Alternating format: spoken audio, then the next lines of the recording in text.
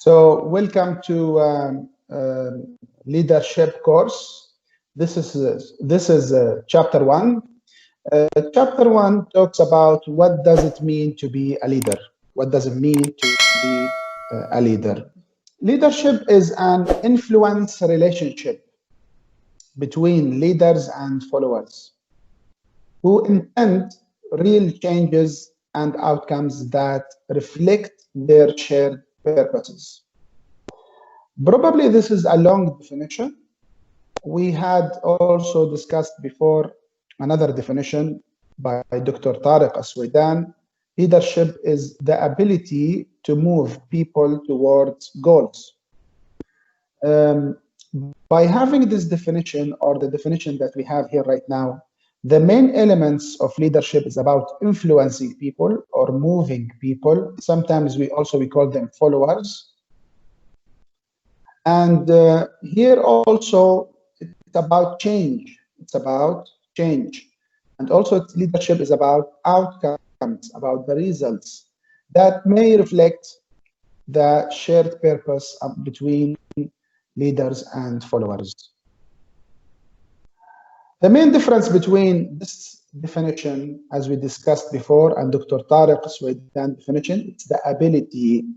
So leadership, it's something that can be acquired.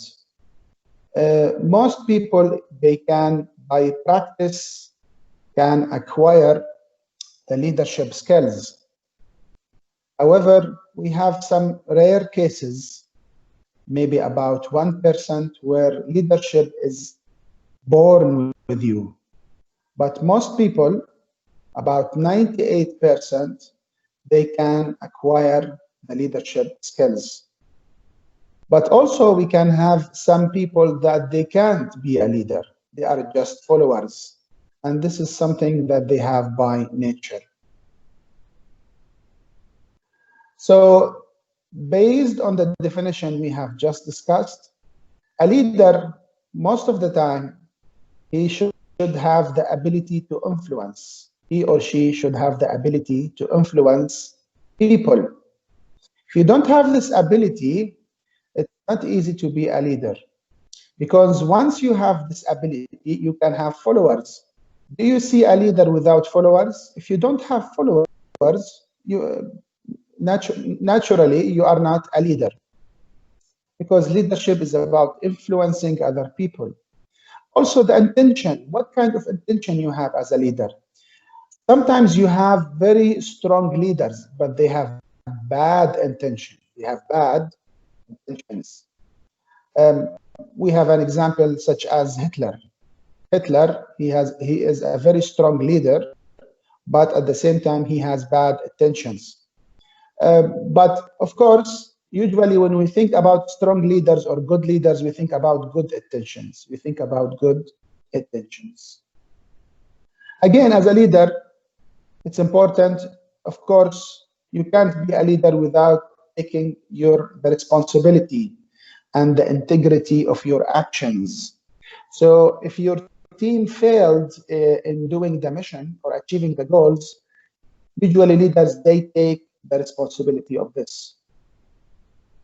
Also, leadership is about shared purpose. You mean you share your goal with your followers, and they should believe in your goal so they can follow you in order to achieve the goal. Leadership also, it's about change. And we will discuss it later on, the difference between change and stability.